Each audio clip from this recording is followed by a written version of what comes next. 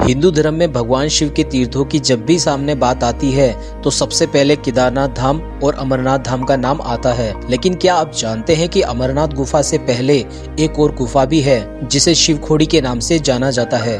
भस्मासुर से बचने के लिए भगवान शिव ने अपने परिवार के साथ इसी गुफा में शरण ली थी। कहते हैं कि इस गुफा में भगवान शिव आज भी अपने परिवार के साथ विराजमान है। इस गुफा से आगे जो भी गया वो कभी वापस लौटकर नहीं आया। तो दोस्तों, आज की इस वीडियो में हम आपको शिवखोड़ी गुफा से जुड़े उन सभी रहस्यों के बारे में बताने वाले हैं जो शायद ही आपने कभी सुने होंगे।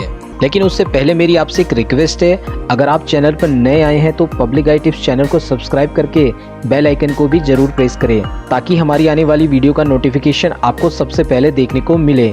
तो चलिए अब इस वीडियो को शुरू करते हैं।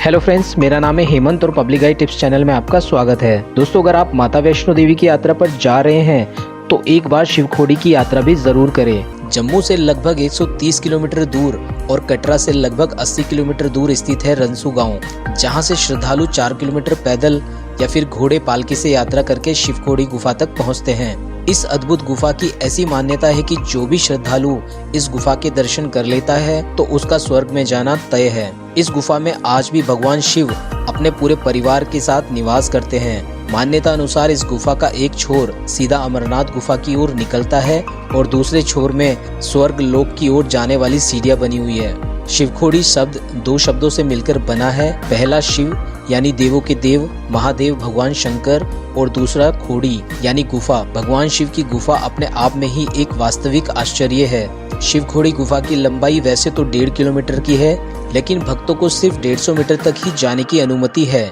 बड़ी मशक्कत करने के बाद भक्त भगवान शिव के दर्शन करते हैं।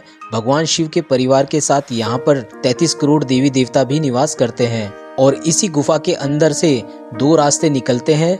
कहते हैं कि एक रास्ता सीधा स्वर्ग की सीढ़ी की ओर जाता है और दूसरा रास्ता सीधा अमरनाथ गुफा की ओर जाता है। थोड़ा आगे चलने पर ही ऑक्सीजन की भी काफी कमी महसूस होती है। शिवखोड़ी गुफा का बाकी हिस्सा अभी भी एक रहस्य बना हुआ है। कहते हैं कि इस गुफा के अंदर कुछ साधु संत गए थे जो आज तक वापस नहीं लौटे। अगर आप ध्यान से देखेंगे तो इस गुफा का आकार भगवान शिव के डमरू की तरह बना हुआ है। गुफा के दोनों सिरों पर काफी चौड़ी जगह है, जबकि बीच में गुफा की चौड़ाई बहुत ही कम है। इसलिए इस गुफा में जाने के लिए भक्तों को रेंग कर जाना पड़ता है। इस गुफा में ऐसे भी कई विशेषताएं हैं जो गुफा के अंदर देखी जा सकती हैं। सबसे पहले तो इस गुफा के अंदर जितनी भी प्रतिमा है वो सब पिंडी रूप में प्राकृतिक बनी हुई है। आप देखेंगे भगवान शिव और माँ पार्वती की 4 फुट ऊंची एक ऐसी प्राकृतिक पिंडी रूपी प्रतिमा बनी हुई है जिसे अर्धनारीश्वर का रूप दिया गया है, क्योंकि उसमें आधा शरीर शिव का है और आधा माँ पार्वती का। ठीक पास में ही एक छोटा सा गौरी कुंड बना हुआ है जिसमें हमेशा प्राकृतिक पानी भरा रहता है और पास में ही प्राकृतिक पिंडी रूप में 5 मुख वाले गणेश, कार्तिक और नंदी भी बने हुए हैं। चौंकाने वाली बात तो यह है कि यहाँ पर भगवान शिव के शिवलिंग के ऊपर से प्राकृतिक पानी लगातार टपकता रहता है। ऐसा भी कहा जाता है कि हजारों साल पहले यहाँ शिवलिंग के ऊपर दूध टपकता था, जो अब पानी के रूप में देखने को मिलता है। ठीक गुफा के ऊपर भगवान विष्णु के चक्र का आकार बना हुआ है और साथ में शेष नाग भी बना हुआ है। इसी स्थान पर राम, लक्ष्मण, सीता और हनुमान जी भी पिंडी रूप में विराजमान हैं। और तो और इस गुफा के अंदर बहुत छोटी छोटी पिंडियों के रूप में 33 करोड़ हिंदू देवी देवता निवास करते हैं। दोस्तों, अब बात कर लेते हैं इस गुफा की पौराणिक कथा की। पौराणिक कथा अनुसार हिंदू धर्म में ऐसा वर्णन किया हुआ है कि भस्मासुर ने भगवान शिव की कठोर तपस्या करके उन्हें प्रसन्न किया था और वरदान में उनसे अपनी इच्छा अनुसार ऐसा वर मांगा कि वो जिसके सर पर हाथ रख दे वो वहीं भस्म हो जाए। भगवान शिव ने भस्मासुर को कहा कि मेरे इस वरदान का तुम लोगों पर अत्याचार मत करना, लेकिन भस्मासुर ने लोगों पर अत्याचार करने शुरू कर दिए और सबको भस्म करने लगा। पृथ्वी पर इतना अत्याचार देखकर भगवान शिव भस्मासुर को समझाने के लिए आए, लेकिन भस्मासुर भगवान शिव को ही भस्म करने के लिए उनके पीछे दौड़ पड़ा। तब जाकर भगवान शिव ने भस्मासुर से बचने के लिए अपने परिवार के साथ इस गुफा में शरण ली थी। विष्णु भगवान ने शिव की ऐसी दशा को देखकर तभी एक सुंदर मोहिनी का रूप धारण किया और भस्मासुर को रिझाने के लिए उसके पास में पहुंच गए।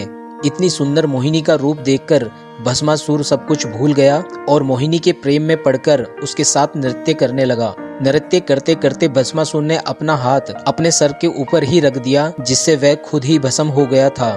तब जाकर भगवान शिव उस गुफा से सीधा अमरनाथ गुफा की तरफ रवाना हुए। रंसू गांव में पहुंचने के बाद आपको थोड़ा सा ही पैदल चलना पड़ेगा, फिर सामने ही आपको एक शिवम द्वार देखने को मिलेगा।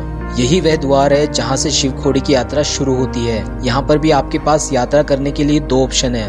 पहला ऑप्शन, या तो आप 4 किलोमीटर के इस पूरे ट्रैक को पैदल चलकर पूरा कर ले। दूसरा ऑप्शन, या फिर आप यहाँ से घोड़े खच्चर पालकी से यात्रा कर ले। शिवखोड़ी की यात्रा में सुबह और शाम के समय यात्रियों की ज्यादा भीड़ नहीं रहती है। इस यात्रा में 1.5 किलोमीटर से 2 किलोमीटर चलने के बाद आपको एक पर्वत दिखाई देगा, जिसकी शेप एकदम गणेश भगवान के मुख जैसी है, इसलिए इस पर्वत को गणेश मुखी पर्वत के नाम से जाना जाता है। आप ध्यान से देख सकते हैं इस पर्वत को, जिसकी पूरी की पूरी शेप बिल्कुल भगवान गणेश के मुखी जैसी है। दोस्तों, अगर आप माता वैष्णो देवी की यात्रा पर जा रहे हैं तो एक बार शिवखोड़ी की यात्रा भी जरूर करें, क्योंकि ज्यादातर श्रद्धालु माता वैष्णो देवी के दर्शन करने के लिए जम्मू कटरा पहुंचते हैं, लेकिन उनमें से बहुत ही कम श्रद्धालु शिवखोड़ी की यात्रा पर जाते हैं। तो अगर आप अपनी फैमिली के साथ कटरा से शिवखोड़ी जाना चाहते हैं तो सबसे अच्छा विकल्प टैक्सी है। 5 सीटर टैक्सी लगभग 2000 रुपए में और 9 सीटर टैक्सी लगभग 2600 रुपए में बुक हो जाती है, जो सुबह आपको कटरा से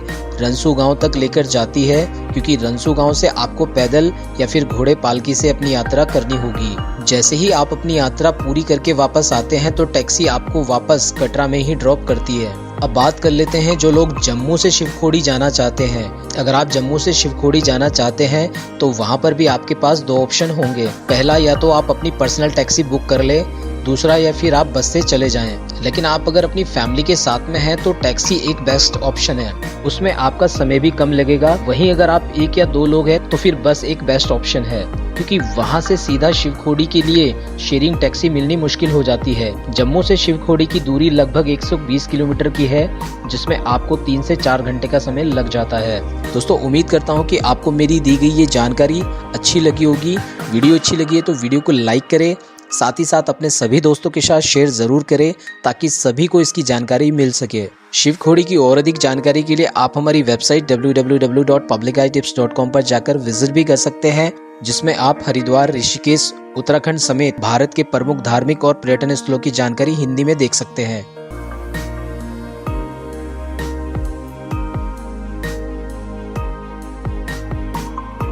मिलते हैं फिर आपसे एक और नई वीडियो के साथ, तब तक के लिए take care and bye bye.